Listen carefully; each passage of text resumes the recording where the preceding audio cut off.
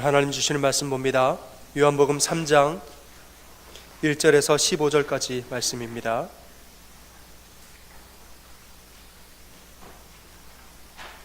요한복음 3장 1절에서 15절까지 말씀입니다. 봉독합니다. 그런데 바리새인 중에 니고데모라 하는 사람이 있으니 유대인의 지도자라. 그가 밤에 예수께 와서 이르되 랍비여, 우리가 당신은 하나님께로부터 오신 선생인 줄 아나이다. 하나님이 함께 하시지 아니하시면 당신이 행하시는 이 표적을 아무도 할 수 없음이니이다.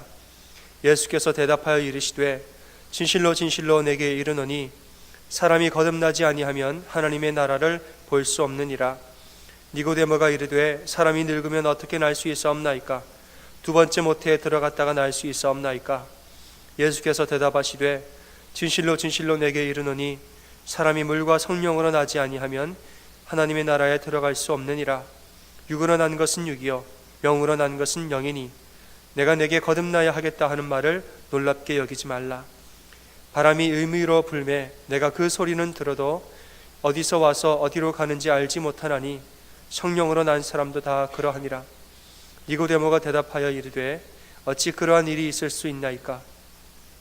예수께서 그에게 대답하여 이르시되 너는 이스라엘의 선생으로서 이러한 것들을 알지 못하느냐?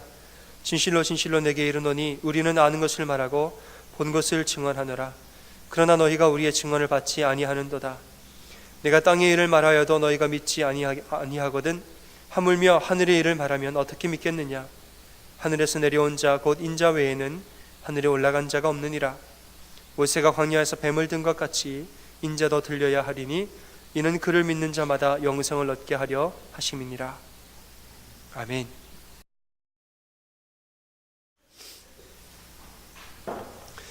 여러분, 이 시간 우리 오늘 말씀의 제목을 한 목소리로 한번 읽어보겠습니다. 시작. 보이는 것이 전부가 아닙니다. 아멘. 오늘은 보이는 것이 전부가 아니다, 그 말씀에 대해서 함께 은혜를 나누겠습니다. 제가 한 2주 전에 가나의 혼인예식에서 예수님이 물을 포도주로 만든 이야기, 그 설교를 하다가 제 결혼식에 대해서 잠시 나눈 적이 있습니다. 제 결혼식 때 이래서 제가 밥 못 먹었다 그 얘기 제가 나눈 적이 있죠. 저는 지금도 제 결혼식이 너무나 좋습니다. 그래서 한 번 더 하고 싶은데 나중에 은혼식을 한 번 더 할까. 왜 좋았냐면 결혼 예식이 그냥 사람 앞에서 한 언약이 아니고 정말 예배로 드렸기 때문에 저는 너무너무 좋았습니다. 예배당에 굉장히 많은 회중들이 왔고 또 많은 사람들이 왔다 갔다 하는 중에도 인도하시는 목사님이 모든 사람이 예배에 집중할 수 있도록 아주 인도를 잘 해주셨어요. 이것은 예배입니다 하면서 로비에 오가는 사람 다 들어오십시오. 식당에서 밥 먹는 분들 다 올라오십시오. 교회에서 하니까 가능한 거예요. 또 떠드시는 분들 다 조용히 하시고 다 본당 안에 들어오십시오. 그러니까 본당이 꽉 찼어요. 이것은 예배입니다 그러면서 말씀을 전하고 예배를 드리는데 굉장히 저도 은혜 받았고 회중들이 아주 은혜를 많이 받았습니다. 어느 누군가가 결혼식을 보고 이렇게 말해 주셨어요. 천사가 그곳에 가득한 모습이었다. 저도 정말 그렇게 믿고 있습니다. 그런데 결혼식이 다 끝났는데 제가 하나 받지 못한 것이 있었어요. 그 뭐냐면 비디오 영상. 결혼식을 하면은 그 찍어서 영상을 남기잖아요. 영상을 받아야 되는데 저는 못 받았어요. 저희 집사람이, 저희 아내가 대학교 때 결혼식 쫓아다니면서 카메라로 영상 찍어주는 아르바이트를 오래 했어요.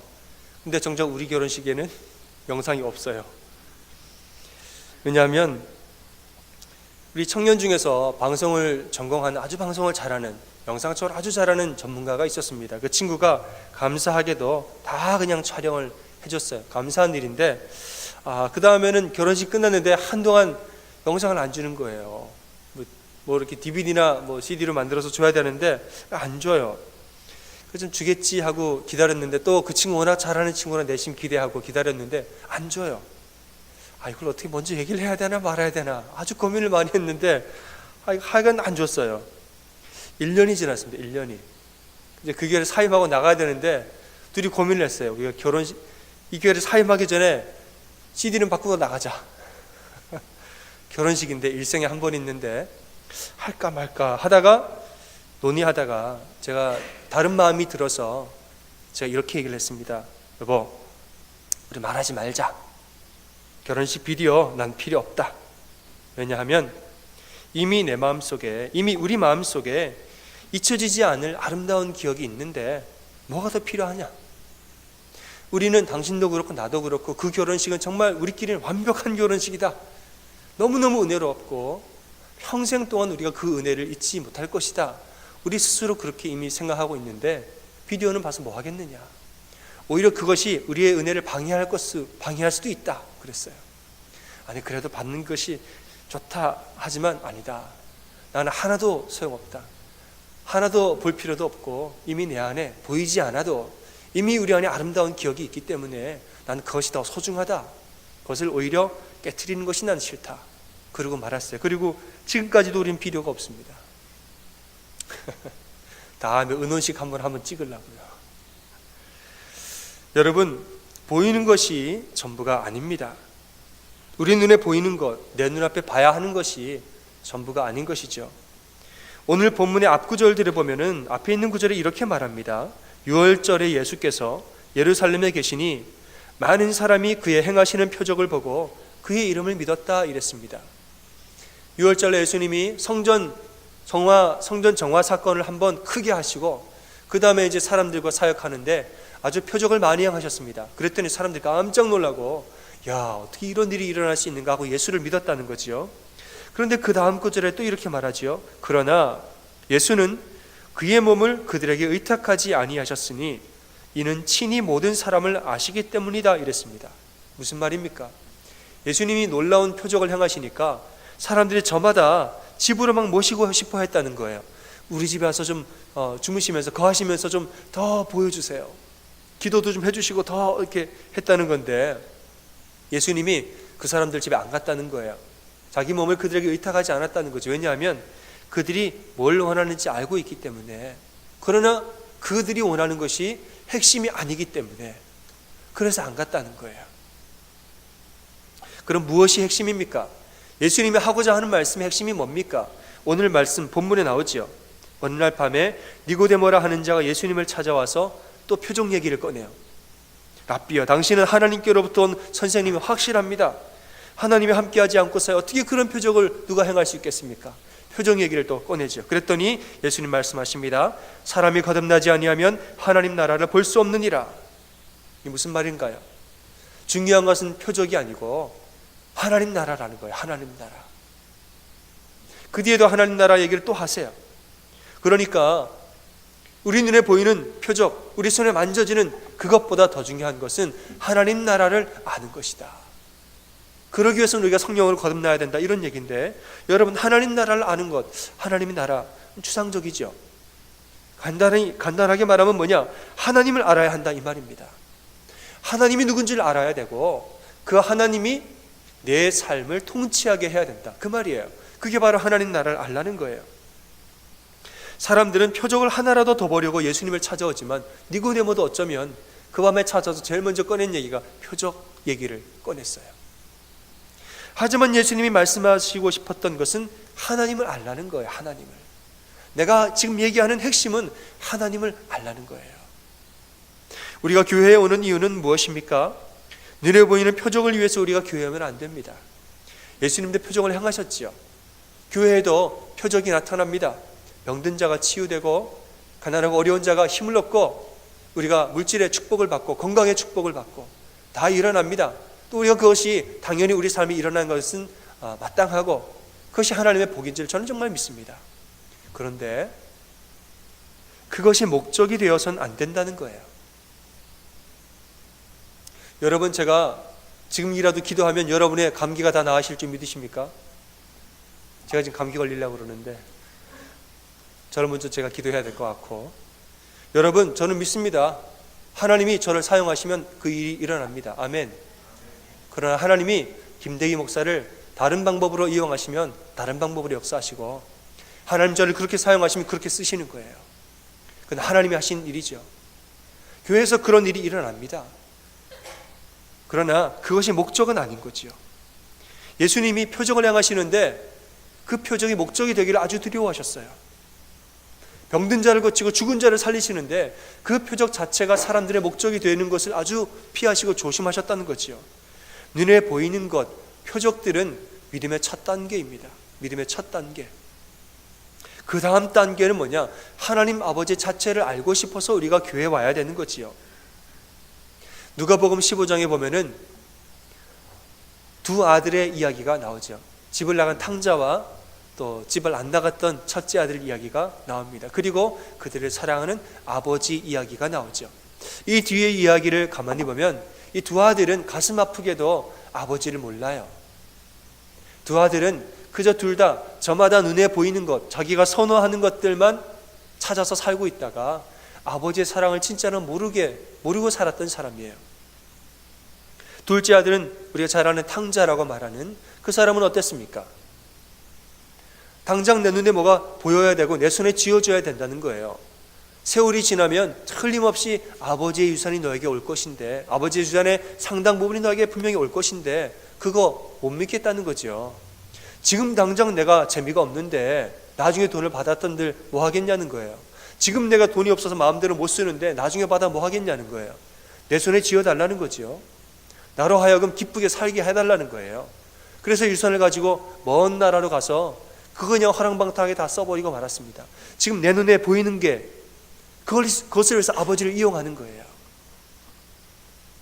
맏아들은 어떻습니까? 맏아들은 눈에 보이는 칭찬과 인정을 위해서 살았던 사람이에요. 보면 아주 모범생이었습니다. 어떤 한 번도 아버지의 말을 거역한 적이 없고 다 순종하고 사람들이 박수 쳐주는 그 박수대로 야 정말 저렇게 살아야 한다. 아주 모범적으로 도덕과 윤리적으로 정말 아름답게 살았던 것 같아요. 그렇게 살면서 뭘 원했냐면 칭찬받기를 원했어요. 칭찬은 눈에 보이는 것이지요. 내가 뭐 했더니 사람들이 역시 우리 맏아들, 내가 뭐 했더니 사람들이 참 너 잘한다고 박수 쳐준 거예요. 그 인정, 아버지 인정에 목말라 하고 사람들의 인정에 자기를 맡기면서 그렇게 눈에 보이는 것을 쫓아 살았는데 어느 날은 밭에 갔다 들어왔는데 둘째 아들이 돌아왔다는 거죠. 아이고 저 녀석 저렇게 윤리적으로 타락하고 도덕적으로 타락해서 집 떠나서 재산도 날리고 그래서 큰일 나고 혼나겠구나, 내쫓임을 당하겠구나 이러고 집에 왔는데 웬걸 송아지를 잡고 잔치를 벌이더라는 거예요. 그 모습을 보고서는 갑자기 그냥 우라통이 확 치밀었습니다. 윤리적으로 도덕적으로 안 된 사람이 왜 칭찬받냐는 거지요. 그리고 더 억울한 마음이 들었던 것은 아버지에게 하소연합니다. 나는 한 번도 당신을 거역한 적이 없는데 나한테는 염소 새끼 어린 양 한 마리 줘서 친구들과 나눠 먹게 한 적도 없으면서 이런 사람 들어왔는데 잔치 벌인다 이거예요. 송아지 잡고. 어떻게 이럴 수가 있느냐. 왜 나보다 둘째를 더 사랑하는 겁니까? 인정받지 못함에 대해서 쓴 뿌리고 확 올라오면서 배신감을 느꼈습니다. 여러분이 두 명 다 눈에 보이는 돈을 위해서, 눈에 보이는 칭찬과 인정을 위해서 아버지를 이용하고 살았던 거예요. 그들은 아버지 자체를 모르고 살았어요. 아버지는 누구냐면 그들에게 진짜 아버지는 뭐냐면 사랑하는 아버지야. 사랑하는 아버지. 아버지가 나를 사랑한다. 그 자체만으로도 만족을 못했던 거예요. 왜냐하면 그 사실을 잘 모르니까요. 아버지가 나를 얼마나 사랑하는지를 알면 그깟 돈이, 그깟 인정이 한마디 두마디 내가 칭찬받고 송아지 한 마리, 염소 한 마리, 양 한 마리 받아서 먹고 즐기는 거 그게 무슨 소용이 있습니까? 아버지가 나를 정말 사랑하고 진실로 사랑한다는 사실을 내 마음으로 깊이 알면 그건 문제가 안 되는 건데 그걸 모르니까 자꾸 눈에 보이는 것만 달라는 거예요. 잘못 산 거죠. 누가복음 15장에는 이 탕자의 비유 말고도 두 가지 비유가 더 나옵니다. 잃어버린 양에 대한 비유, 잃어버린 드라크마에 대한 비유. 전부 다 이 이야기를 잃어버린 무엇에 대한 비유를 드는데 예수님이 왜 이런 비유를 세 개씩이나 15장에서 들으셨습니까? 그것은 바로 하나님 아버지가 우리를 얼마나 사랑하는지를 말하고 싶으신 거예요. 누가복음 15장에서 하나님 아버지가 너네를 이렇게 사랑한다. 그걸 말하고 있는 거죠. 우리는 양 100마리 중에서 한 마리 잃어버리면 내 손 안에 있는 99마리 양이 되게 소중한 줄 알고 어떻게든 그냥 이거 지키는 게 중요한 줄 알고 10드라크마 중에 1드라크마 잃어버리면 나머지 9드라크마 내 손에 쥐어있는 걸 꽉 쥐고 더 이상은 잃어버리지 말아야지, 이렇게 하고 우리는 살지만 아버지는 다르다는 거예요. 아버지는 그 잃어버린 한 양, 잃어버린 1드라크마, 잃어버린 한 명의 아들, 그 잃어버린 한 영혼 때문에 가슴 아파하고 힘들어하고 속 쓰리고, 그게 아버지의 마음이라는 거예요. 여러분, 우리는 너무 눈에 보이는 것을 위해서 살지 않습니까? 너무 눈에 보이는 내 일상들, 매일매일 살아가는 그 일상들, 아침부터 저녁까지 뭐하고 또 뭐도 해야 되고 그 일상들에 그냥 지나가는 바람에 하나님이 나를 얼마나 사랑하는지를 우리가 잊고 살지는 않습니까?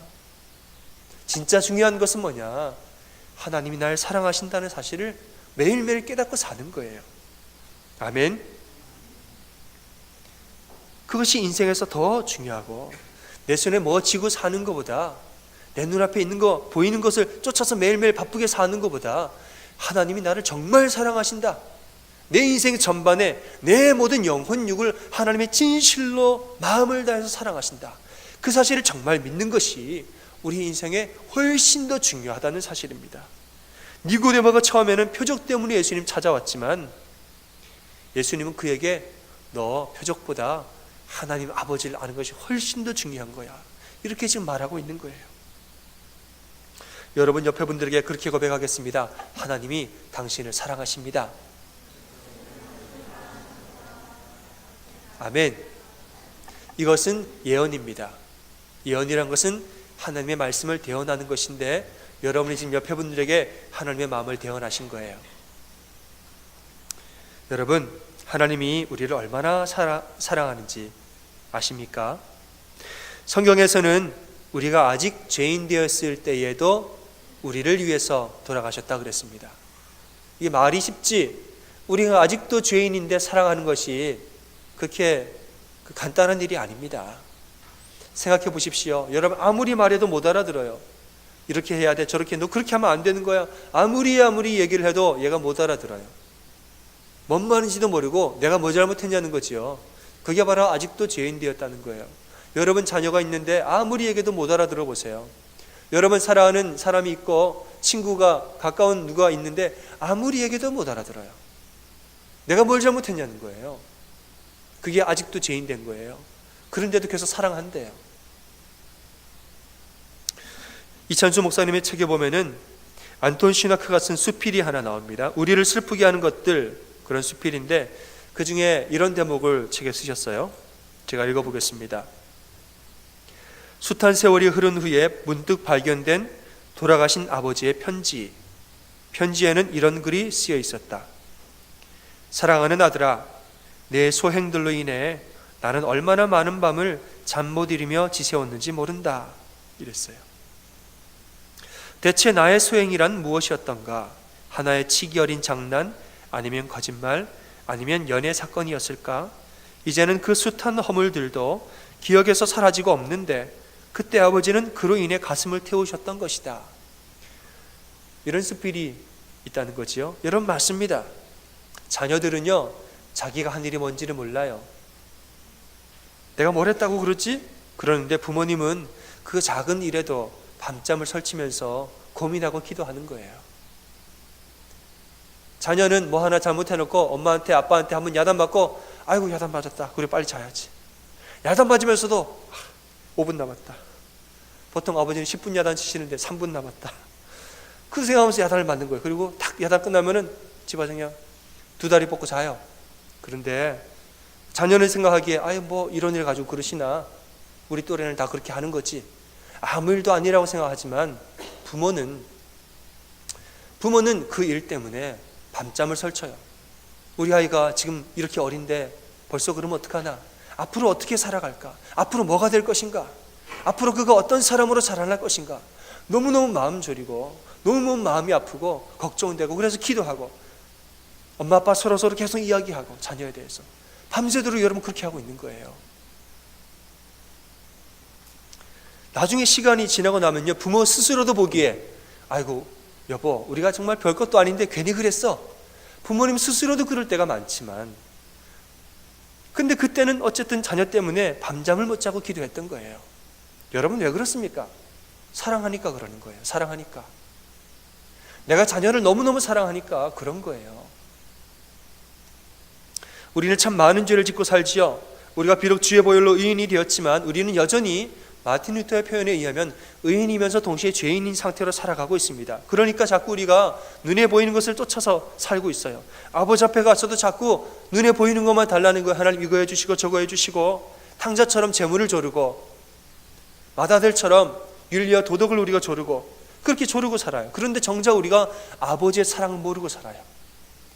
내가 잘못했을 때 나는 아이고 어제도 실수했고 오늘도 실수했네, 하나님 죄송해요, 그러고 말지만 하나님은 그 일을 보시고 아직도 죄인된 우리를 사랑하기 위해서 무척 애를 쓰신다는 거예요.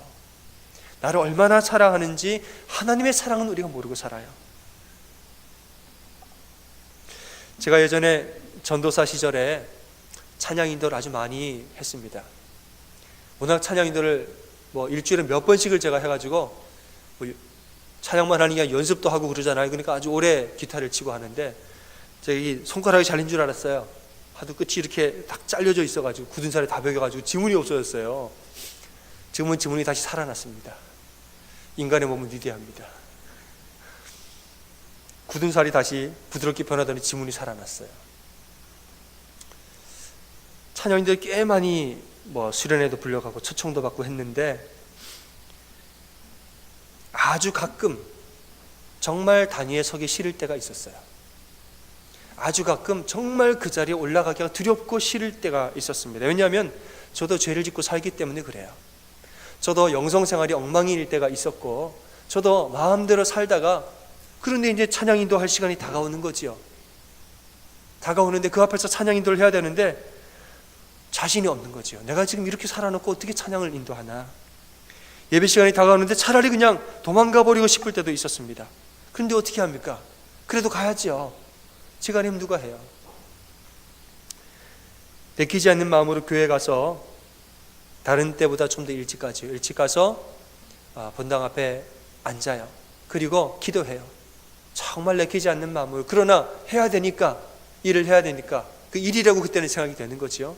기도하는 거예요. 하나님, 이 부족한 사람이 이 부족한 모습으로 찬양을 오늘 인도합니다. 하나님께도 죄송하고 성도들께도 죄송합니다. 하나님, 그래서 오늘은 제가 하는 것은 아무것도 없습니다. 하나님이 알아서 역사해 주십시오. 그렇게 기도하고 눈 뚝 감고 단위 올라가는 거예요. 그리고 예배를 시작하는데 제가 고개를 못 들고 찬양을 해요. 여러분, 그런데 놀라운 일이 있습니다. 그렇게 찬양을 시작하자마자 눈에서 눈물이 주르륵 떨어지는 거예요. 왜냐하면 찬양을 시작하는데 이렇게 부족하고 연약한 인간임에도 불구하고 찬양을 시작하는데 하나님이 그럼에도 불구하고 나를 사랑하신다는 사실이 내 마음에 확 와닿기 시작하면서, 야, 나 이렇게 못났는데도, 이렇게 죄 많은, 여전히 이렇게 마음대로 사는 인간인데도 하나님이 그래도 나를 사랑하시는구나. 그 사실이 마음 깊이 확 와닿으면서 그냥 눈물이 나와버리는 거죠. 그걸 본 성도님들도 따라서 울고, 따라서 우는 성도님들 보고 제가 또 울고, 하나님의 사랑 때문에 우는 것이에요. 얘가 이렇게 부족한 나에게도 하나님 은혜를 주시는구나. 사랑하는 여러분, 그렇다고 은혜를 위해서 죄를 많이 짓지 마십시오. 로마서 말씀에 그렇다고 너희가 선을 위하여 악을 더하겠느냐, 그렇게 하지 말라고 그랬어요. 은혜로운 예배, 눈물 흘리는 예배를 위해서 제가 매일매일 일부러 죄를 짓고 살았겠습니까? 그럼 그럴 일이 없어요. 아주 가끔 하나님이 저에게 더 귀한 사랑을 알게 하실 때가 있습니다. 내 의에 젖어서 자신만만하게 찬양 인도할 때보다 정말 낮은 자의 모습으로 저는 죄인입니다, 저는 죄인입니다, 이거밖에 고백 안 하는데 거기에 그냥 은혜가 쏟아지는 거예요. 내가 안 죽으면 은혜가 없어요. 내가 안 죽으면, 내 의가 팔팔하게 살아있으면 하나님 사랑 모릅니다. 사랑하는 여러분, 우리가 사는 삶이 바쁘지요. 공부하랴, 돈 벌랴, 자식 키우랴, 뭐뭐 하랴, 우리가 참 바쁘게 살지요. 그런데 여러분, 보이는 삶을 너무 쫓아서 살지 마시길 바랍니다. 우리에게 있는 일상들, 아침부터 저녁까지 이거저거 하면서 지나가는 그 시간과 일상들, 그 눈에 보이는 것들, 버스 타고 걸어가고 운전하고 뭐 일하고 밥 먹고 하는 모든 일상, 이 보이는 것들, 그것을 너무너무 쫓아가지 마세요. 더 중요한 것이 있습니다. 그것은 뭐냐? 매일매일 하나님의 사랑을 경험하는 것입니다. 그것이 우리를 온전한 믿음으로 이끄는 것이죠. 여러분, 하루에도 몇 번씩 고백해 보세요. 하나님, 하루에도 몇 번씩 여러분 기억해 보세요. 하나님 나를 사랑하신다. 하루에도 몇 번씩 잠시라도 멈춰서서 하나님을 떠올려 보세요. 하나님, 아버지. 이것이 왜 중요하냐? 하나님의 사랑을 알면 그때부터는 날 위해 살지 않고 아버지를 위해서 살게 되기 때문이지요. 여러분, 여러분에게 다 부모님이 계셨지요. 그 부모님이 언제부터 여러분의 부모님이셨는지, 여러분이 그분들을 부모님으로 언제부터 알고 지내셨는지 기억나십니까? 기억 안 나시죠? 원래 그냥 그분은 부모님이셨죠. 그런데 우리가 부모님인지를 머리로는 알아도 마음에 모를 때가 있어요. 그럴 때는 찾아가서 엄마, 아빠 뭐 해주세요 맨날 요구하는 거예요. 아빠는 돈 벌어 오는 분이고 엄마는 밥 해주는 분이에요. 아니, 왜 돈을 안 벌어줘? 아빠 때문에 뭘 못했다고. 엄마 왜 반찬 이렇게 해줘? 엄마 때문에 내가 지금 밥을 못 먹고 산다고. 아빠는 돈 벌어 오는 사람, 엄마는 밥 해주는 분이에요. 그게 어릴 때 그래요. 부모님 맞죠. 그러나 여러분, 우리가 철이 들고 그분이 나를 얼마나 사랑하는지를 깨닫게 되면, 아버지가 자녀들, 가족을 먹여 살리기 위해서 얼마나 뼈 빠지게 정말 일하고 얼마나 그들을 사랑하는 마음으로 새벽부터 저녁까지 애를 쓰고 고민하는지 알면, 어머니가 얼마나 자녀들을 위해서 기도하고 또 일하고 수많은 것들을 향하는지 알게 되면, 그때는요 달라져요. 뭐 해달라 하지 않고 내가 그분들을 어떻게 기쁘게 해드릴까 고민하는 거예요. 그게 믿음이 자라는 것이고, 그렇게 돼야 그게 온전한 사람이죠. 여러분 주어진 삶과 여러분 사는 모습에 그게 전부인 줄 알고 살지 마세요. 하나님의 사랑을 매일매일 경험하시기 바랍니다. 하나님이 나를 얼마나 사랑하는가, 하나님 나를 얼마나 아끼고 나를 얼마나 귀하게 여기는가, 그 사실을 우리가 매일 알고 살아야 돼요. 그게 진짜예요. 니고데모는 처음에 표적 때문에 예수님을 찾아갔지만 그분을 더 깊이 알게 된 후에는 변화된 삶을 살았습니다.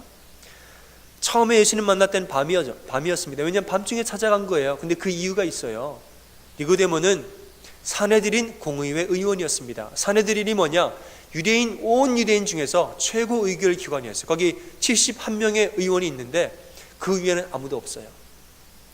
그 중에 한 명이었으니까 유대인들 중에서 최고의 지도자 중에 한 명이었던 거죠. 그러니까 예수님을 대낮에 못 찾아갔던 거예요. 눈이 많아서. 밤에 몰래 찾아가서 물어봐요. 그런데 예수님과 대화한 이후에, 예수님을 만나고 은혜를 받은 이후에 니고데모가 변합니다. 오늘은 요한복음 3장이지만 요한복음 6장에 보면 산헤드린 공의회에서 대제사장과 바리새인들이 예수님을 죽이려고 모의를 하는데 니고데모가 대놓고 반대하는 장면이 나와요. 아니, 우리 율법에는 사람의 말을 듣고 행한 것을 알기도 전에 심판하는 법이 있습니까? 대놓고 그냥 반대하는 장면이 나오죠. 또 요한복음 19장에 보면은 예수님 돌아가신 다음에 시체를 장사하려고 모략과 침향 섞은 것을 가져왔다 이랬어요. 이 모든 일들은요 자신의 의원직을 걸고 한 행동들입니다.